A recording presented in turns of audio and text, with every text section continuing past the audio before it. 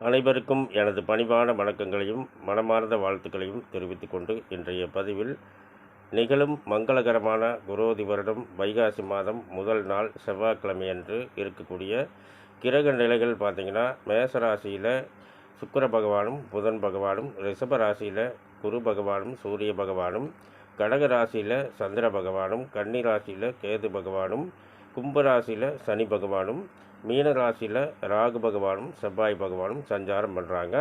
இதை எதுக்கு நாம் பார்க்குறோம் அப்படின்னா, இந்த 12 வருடத்துக்கு ஒரு முறை தான் இந்த குரு பகவானும் சூரிய பகவானும் சஞ்சாரம் பண்ணுவாங்க.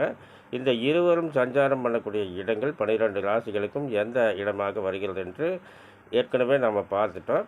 இன்றைக்கி பார்த்திங்கன்னா 12 ராசிகளுக்கும் சேர்ந்து இந்த குரு பகவானையும் சூரிய பகவானையும் மட்டும் எந்த இடத்துல இவங்க மிகப்பெரிய யோகத்தை அள்ளி அள்ளி தராங்க அப்படிங்கிறத பார்க்கலாம். மேசராசியில் பிறந்தவர்களுக்கு பார்த்திங்கன்னா, தனம், குடும்பம், கல்வி, செல்வாக்கு ஸ்தானத்தில் இந்த குரு பகவானும் சூரிய பகவானும் சஞ்சாரம் பண்ணுறாங்க. இந்த மாதிரி இருக்கிறதுனால பார்த்திங்கன்னா, தனம், குடும்பம், கல்வி, செல்வாக்கு ஸ்தானமெல்லாம் உயர்ந்து காணப்படுங்க இந்த மேசராசியில் பிறந்தவர்களுக்கு. அடுத்தது பார்த்திங்கன்னா, ரிஷபராசியில், அதாவது ரிஷபராசியில் பிறந்தவர்களுக்கு உங்கள் ராசிக்குள்ளேயே குரு பகவானும் சூரிய பகவானும் சஞ்சாரம் பண்ணுறாங்க. அடுத்தது பார்த்திங்கன்னா, இந்த மிதுன ராசியில் பிறந்தவர்களுக்கு பார்த்திங்கன்னா, அயன சயனஸ்தானம் சுபவிரயஸ்தானம் என்று சொல்லக்கூடிய 12ஆம் இடத்துல இந்த குரு பகவானும் சூரிய பகவானும் சஞ்சாரம் பண்ணுறது பார்த்திங்கன்னா, எத்தனையோ இடம் வாங்குறது, வீடு கட்டக்கூடிய யோகம், கிரகப்பிரவேசம் பண்ணக்கூடிய யோகமெல்லாம் அந்த மாதிரி மிதுன ராசியில் பிறந்தவர்களுக்கு அமைய போகுதுங்க.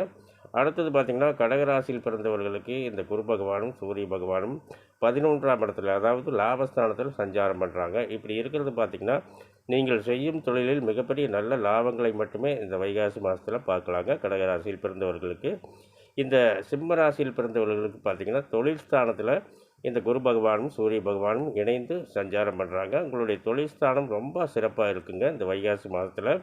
அடுத்தது பார்த்திங்கன்னா, கன்னி ராசியில் பிறந்தவர்களுக்கு பார்த்திங்கன்னா, குரு பகவானும் சூரிய பகவானும் 9ஆம் இடத்துல பாகிஸ்தானத்தில் சஞ்சாரம் பண்ணுறாங்க.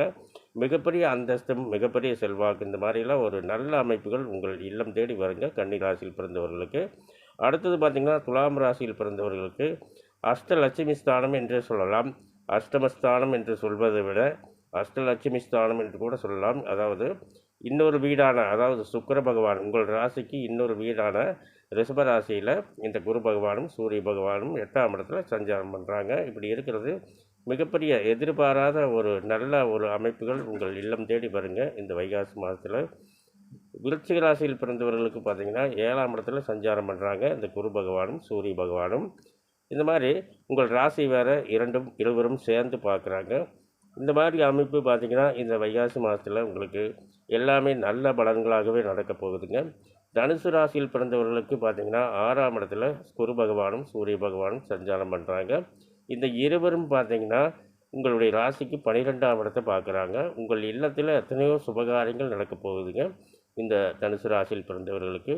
மகர ராசியில் பிறந்தவர்களுக்கு பார்த்திங்கன்னா, பூர்வ புண்ணிய ஸ்தானம், புத்திரஸ்தானம், அறிவுஸ்தானம், குலதெய்வ ஸ்தானம், பெரியவர்களுடைய ஆசீர்வாதத்தை பெறக்கூடிய ஸ்தானம், இந்த மாதிரி இடத்துல இந்த குரு பகவானும் சூரிய பகவானும் சஞ்சாரம் பண்ணுறாங்க. இப்படி இருக்கிறதுனால இந்த வைகாசி மாதத்தில் உங்களுடைய பூர்வ புண்ணிய ஸ்தானம் ரொம்ப வலிமை அடையுங்க. அடுத்தது பார்த்திங்கன்னா, கும்பராசியில் பிறந்தவர்களுக்கு 4ஆம் இடத்துல பார்த்திங்கன்னா, இந்த குரு பகவானும் சூரிய பகவானும் சதுர்கேந்திரம் என்று சொல்லக்கூடிய 4ஆம் இடத்துல சஞ்சாரம் பண்ணுறாங்க இந்த குரு பகவானும் சூரிய பகவானும். அதனால் எத்தனையோ இடம் வாங்கலாங்க, வீடு கட்டலாங்க, கிரகப்பிரவேசம் பண்ணலாங்க, நல்ல நல்ல வண்டி வாகனங்கள் உங்களுக்கு அமைங்க இந்த கும்பராசியில் பிறந்தவர்களுக்கு. அடுத்தது பார்த்திங்கன்னா, மீன ராசியில் பிறந்தவர்களுக்கு முயற்சி ஸ்தானம் என்று சொல்லக்கூடிய 3ஆம் இடத்துலங்க, அதாவது இளைய சகோதர ஸ்தானம், முயற்சி ஸ்தானம், இந்த மாதிரி இடத்துல இந்த குரு பகவானும் சூரிய பகவானும் சஞ்சாரம் பண்ணுறாங்க. உங்களுடைய பாகிஸ்தானத்தை பார்க்குறாங்க இருவரும் இணைந்து.